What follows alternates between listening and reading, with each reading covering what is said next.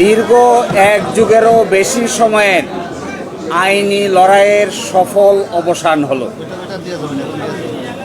বাংলাদেশ জামায়াতে ইসলামী আজকে বাংলাদেশের সর্বোচ্চ আদালতের রায়ের মাধ্যমে তার নিবন্ধন ফিরে পেল। পলিটিক্যালি মোটিভেটেড পিআইএল বা রাজনৈতিক উদ্দেশ্যে দায়েরকৃত মামলার মাধ্যমে জামায়াতের নিবন্ধন কেড়ে নেওয়া হয়েছিল। আজকের এই রায়ের মাধ্যমে বহুদলীয় গণতান্ত্রিক এবং অংশগ্রহণমূলক সংসদ প্রাপ্তি নিশ্চিত হল। আমরা আশা করি এই রায়ের পরে বাংলাদেশে সঠিক নির্বাচনের মাধ্যমে প্রাণবন্ত সংসদ গঠিত হবে।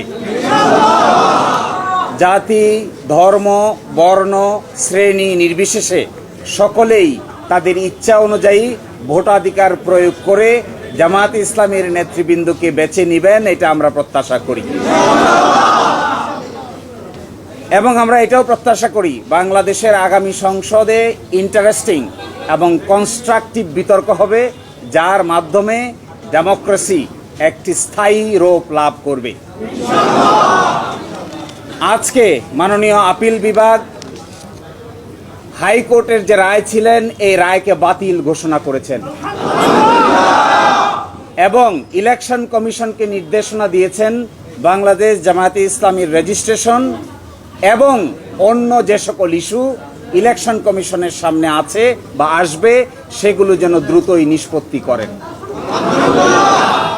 এর এই মাধ্যমে আজকে বাংলাদেশ জামায়াতে ইসলামী তার নিবন্ধন ফিরে পেল এবং প্রতীকের ব্যাপারটিও ইলেকশন কমিশনের সামনে রেফার করা হলো আদার ইস্যু হিসেবে।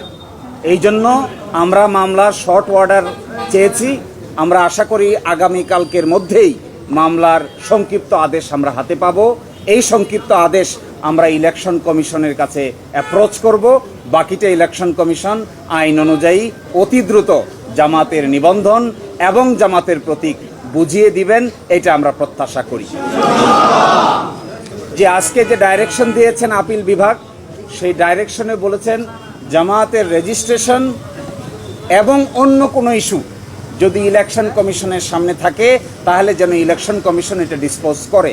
এই অন্য ইস্যু বলতে আমরা বোঝাচ্ছি এটি হলো প্রতীক সংক্রান্ত ইস্যু। আমরা আশা করি ইলেকশন কমিশন নিবন্ধনের ইস্যু নিষ্পত্তি করবেন, একই সাথে অন্য ইস্যু হিসেবে দাঁড়িপাল্লা প্রতীকের ব্যাপারটিও নিষ্পত্তি করবেন। আমরা প্রত্যাশা করি বাংলাদেশ সুপ্রিম কোর্টের সর্বোচ্চ আদালতের রায় চূড়ান্ত। কে কবে কখন প্রশাসনিকভাবে সিদ্ধান্ত নিয়েছেন এগুলো বিচারিক কোনো সিদ্ধান্ত নয়। এই জন্য আমরা প্রত্যাশা করি ইলেকশন কমিশন রায়ের কপি পাওয়ার পরে অবশ্যই দ্রুততম সময়ের মধ্যে এই দুটো বিষয়ের সিদ্ধান্ত নিবেন এবং আমাদের প্রত্যাশা কার্যকর হোক, এইটাই আমরা গভীরভাবে বিশ্বাস করি। এরপরে কেউ বক্তব্য দিবেন?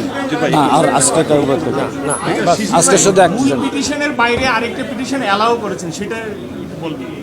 যে মূল পিটিশনের বাইরে আরেকটি পিটিশন যে অ্যালাউ করেছেন এটা ওইটার সঙ্গে কানেক্টেড, ওটা আজকের কোনো বড় ইস্যু নয়, সেই জন্য এটা এখানে উল্লেখ করা না করার মধ্যে কোনো পার্থক্য নাই। Thank you.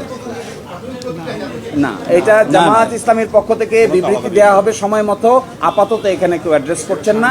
আপনাদের সবাইকে অসংখ্য ধন্যবাদ ধৈর্য ধারণ করে এখানে কষ্ট করে সময় দেওয়ার জন্য।